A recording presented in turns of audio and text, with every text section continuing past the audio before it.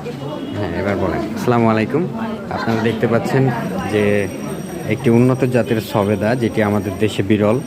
আমাদের দেশে সাধারণত একটু মাঝারি সাইজের সবেদাগুলো হয়ে থাকে, তবে এই বিরল সাইজের সবেদাটি সম্প্রতি জানা গেছে যে ইন্ডিয়ান একটি ব্রিড, যেটা বাংলাদেশে নতুন করে উৎপাদন করা হচ্ছে।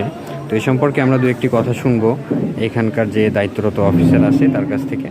তো আপু এইটা হ্যাঁ সবেদা হচ্ছে আমাদের দেশে যেরকম গাব দিয়ে বলি, গাব হচ্ছে দুইটা, একটা বিলাতি গাব বলে বা বিদেশি গাব, আর একটা দেশি গাব। যেমন এই যে গাবের মতো ঠিক সবেদা দুই ধরনের থাকে। একটা হচ্ছে আমরা যেটা বকুল সবেদা বলি, বকুলের মতো দেখতে, আর একটা হচ্ছে গবেদা। এটা হচ্ছে দেশি হাইব্রিড জাতি, যা বিদেশি জাত আর কি। এটা হচ্ছে সবেদা, এর হচ্ছে অনেক পুষ্টি গুণাগুণ থেকে ভিটামিন এ সমৃদ্ধ। আর এটা হচ্ছে আমাদের এর উৎপত্তির স্থল হচ্ছে ভারতের। না, ধন্যবাদ আপনাকে। পুষ্টিগুণ অনেক বেশি। ধন্যবাদ। আমরা যে পুষ্টিগুণ আমরা বিদেশি ফল থেকে যেটা না পাবো, আমরা একটা আপেল যেমন খাই, একটা আপেলের যে পুষ্টিগুণটা পাই তার থেকে ডবল পাবো আমরা যদি দুইটা টমেটো খাই। বা হচ্ছে আমরা বিদেশি একটা মালটার থেকে আমরা হচ্ছে যদি দেশি যে আমরা আছে, আমাদের দেশে যে আমরা খাবো, আমরা হচ্ছে তার দুই গুণ হচ্ছে পুষ্টি অধিক হবে।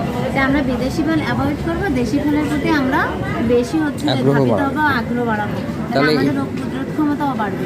তাহলে ছোট করে যদি জানতে চাই যে এই প্রোগ্রামের মূল উদ্দেশ্যটা কি শুধু দেশি ফল গ্রহণ করা, বিদেশি ফলকে বর্জন করার একটা প্রসেস আর কি? হ্যাঁ, আর আমাদের মূল উদ্দেশ্য আমরা দেশি ফলের প্রতি বেশি করবো, কারণ আমাদের অনেকের উচ্চ মূল্যের কারণে আমরা দেশি ফলকে, অনেকে বিদেশি ফল কিনতে পারি না। যেমন অনেকের মালটা 400 টাকা কেজি কিনতে পারে না, কিন্তু আমরা কিন্তু 50 টাকা কেজি আমরা কিনতে পারছি। কিন্তু এটা কিন্তু অনেক পুষ্টিকর আমাদের। এই জন্য আমরা দেশি ফলের প্রতি বেশি হচ্ছে ধাবিত হব, বেশি আগ্রহ দেখাবো, আর আমরা সবাই দেশি ফল গাছ লাগাবো। আমাদের মূল উদ্দেশ্য আমরা দেশি ফল খেলে বেশি বল হয় আর কি, দেশি ফলে বেশি বল।